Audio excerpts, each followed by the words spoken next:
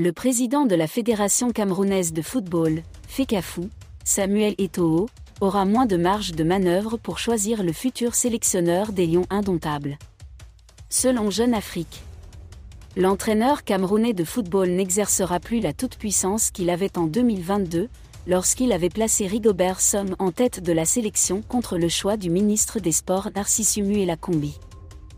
Désolé de vous interrompre, ce rapport peut contenir des commentaires soumis au choix de l'auteur. S'il vous plaît, si vous êtes nouveau sur cette chaîne, veuillez vous abonner et activer la cloche de notification. De cette façon, vous serez averti lorsque nous publierons de nouveaux rapports sur cette même chaîne. Merci. Dans ce dossier, ce dernier a décidé de quitter le Portugais Tony Conceição, dont le licenciement aurait coûté au moins 1,6 million d'euros à la FECAFOOT. Il n'y a aucune information du patron, son et ses coéquipiers ne seront pas renouvelés après l'expiration de leur contrat le 28 février. La tendance est plutôt au départ.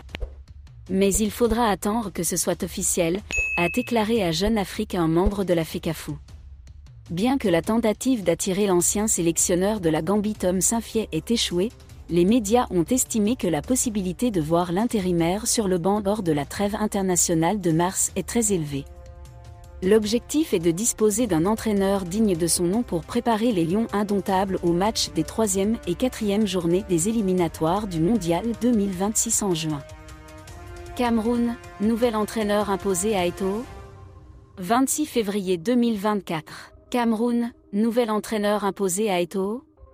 Copyright Icône sportive. Le président de la Fédération camerounaise de football, FECAFOOT, Samuel Eto'o, aura moins de marge de manœuvre pour choisir le futur sélectionneur des Lions indomptables.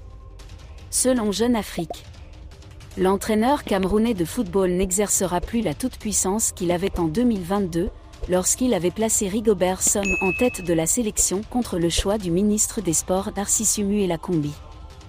Dans ce dossier, ce dernier a décidé de quitter le Portugais Tony Conceição, dont le licenciement de la FECAFOOT lui aurait coûté au moins 1,6 million d'euros.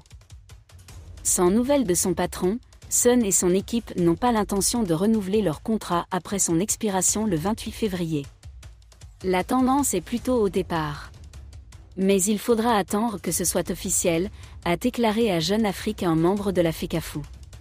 Bien que la tentative d'attirer l'ancien sélectionneur de la Gambie Tom Saintfiet ait échoué, les médias ont estimé que la possibilité de voir l'intérimaire sur le banc lors de la trêve internationale de mars est très élevée.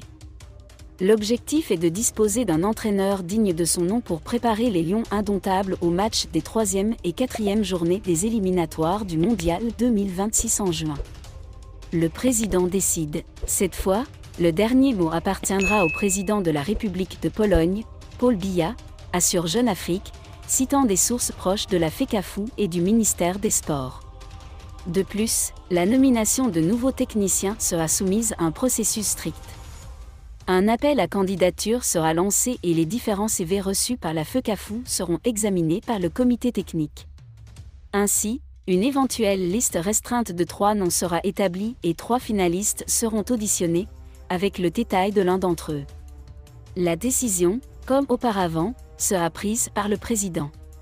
C'est le payeur qui décide, ce qui est logique. Cela ne veut pas dire que Samuel Eto'o n'aura pas l'opportunité de soutenir le candidat, mais ce ne sera pas lui qui prendra la décision, a déclaré la source dans des commentaires au quotidien. Merci d'être resté avec nous jusqu'à ce point, comme toujours pour promouvoir la liberté d'expression.